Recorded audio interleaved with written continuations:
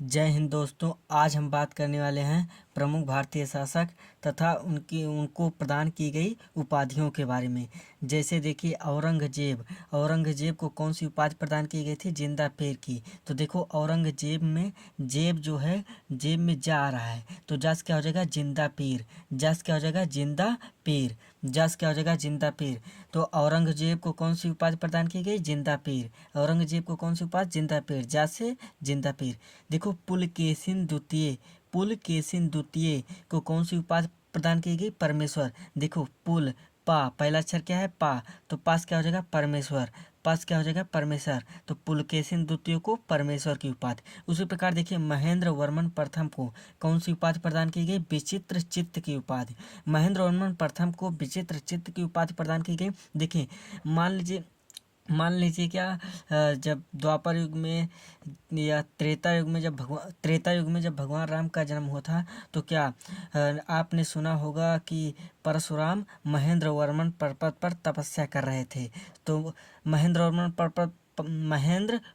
पर्वत पर कौन तपस्या कर रहा था?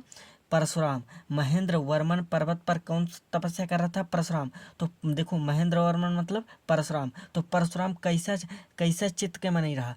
विचित्र चित्त के। परशुराम भगवान कैसे चित्त के मने रहे? विचित्र चित्त के मने। भगवान परशुराम कैसे चित्त के मने रहे? विचित्र चित्र। तो महेंद्र वर्मन प्रथम के लिए विचित्र चित्र। महेंद्र वर्मन प्रथम के लिए क्या? विचित्र चित्र। महेंद्र वर्मन प्रथम के लिए विचित्र चित्र। महेंद्र वर्मन मतलब परशुराम, और परशुराम कैसा किस चित्त का मानव था? विचित्र चित्र। भगवान परशुराम किस चित्त के मानव थे? विचित्र चित्र। उसी प्रकार देखिए नरसिंह वर्मन प्रथम। देखिए नरसिंह, अगर आप ही बताइए नर और सिंह इनके बीच में युद्ध होगा तो कैसा युद्ध होगा? महामल्ल युद्ध होगा। अगर नर और नर के बीच में हो या सिंह सिंह के बीच में हो तो कोई बात नहीं, लेकिन अगर नर और सिंह के बीच में होगा, एक नर यानी पुरुष और शेर के बीच में युद्ध होगा तो कैसा युद्ध होगा? महामल्ल युद्ध। तो नरसिंह वर्मन प्रथम को महामल्ल की उपाधि। देखो विक्रमादित्य चतुर्थ को, यहाँ देखो विक्रमादित्य चतुर्थ है तो चतुर्थ के स्थान पर तृतीय होता है। चतुर्थ यानी तृतीय यानी त्रिभुवन। तृतीय यानी त्रिभुवन। चतुर्थ के एक माइनस करेंगे कितना हो जाएगा? तृतीय, तो यानी त्रिभुवन। तो विक्रमादित्य चतुर्थ को कौन सी उपाधि दी गई? त्रिभुवन मल्ल। विक्रमादित्य चतुर्थ को, चतुर्थ यानी तृतीय, तो त्रिभुवन मल्ल। देखो विक्रमादित्य द्वितीय को नरेंद्र मृगराज की उपाधि। उसी प्रकार देखिए विक्रमादित्य तृतीय को कौन सी उपाधि, सॉरी, गोविंद तृतीय को कौन सी उपाधि दी गई? गोविंद तृतीय। देखो गोविंद किसे कहा जाता है? जगदीश को क्या कहता है? जगन्नाथ स्वामी को क्या कहता है? कहा जाता है जगन्नाथ स्वामी को क्या कहा जाता है? जगन्नाथ स्वामी को गोविंद कहा जाता है।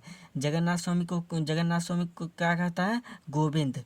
तो जगत यहाँ पर गोविंद, तो गोविंद मतलब जगत के पालनहार। गोविंद मतलब जगत के पालनहार। तो गोविंद जगत के पालनहार यानी जगतुंग। गोविंद जगदीश, जगदीश मतलब जगतुंग। गोविंद यानी जगदीश, जगदीश यानी जगतुंग। गोविंद किसकी प्रयाची है? जगदीश की। जगदीश यानी जगतुंग। तो उसी प्रकार देखिए बिंदुसार। देखो बिंदुसार, अगर तो यहाँ पर अगर किसी सार के बिंदु लग जाता है तो क्या हो जाता है? वो अमित्र घात हो जाता है। वो कौन सा घात हो जाता है? अमित्र घात हो जाता है। उसी प्रकार देखिए चंद्रगुप्त प्रथम। देखो चंद्रगुप्त प्रथम को महाराजा धीराज की उपाधि दी गई थी। चंद्रगुप्त प्रथम को कौन सी उपाधि? महाराजा धीराज की उपाधि। अभी बता रहे हैं ट्रिक से कैसे।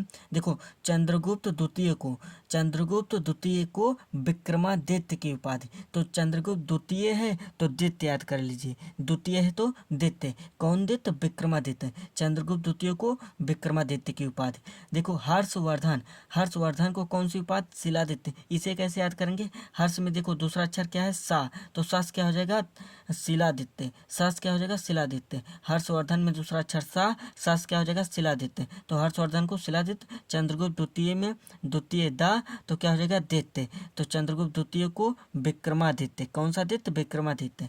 देखो अशोक को देवनाम प्रिय व प्रियदर्शी की उपाधि। अशोक को कौन सी उपाधि प्रदान की गई? देवनाम प्रिय व प्रियदर्शी। अशोक आप पता है कि वो बहुत प्रसिद्ध शासक था तो उसे देवनाम उपाधि दी गई? समुद्रगुप्त। देखो ये जाहिर सी बात है, सभी को पता होगा कि भारत का नेपोलियन समुद्रगुप्त को कहा जाता है। किसे कहा जाता है? समुद्रगुप्त को, भारत का नेपोलियन।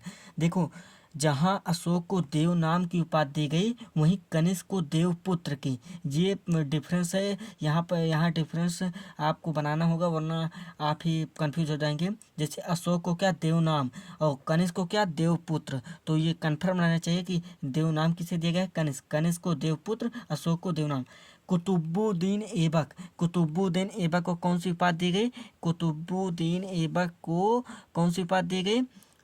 लाख भक्स या फिर मलिक की उपाधि। लाख भक्स या मलिक की उपाधि। कुतुबुद्दीन ऐबक को लाख भक्स या मलिक की उपाधि। जय हिंद दोस्तों।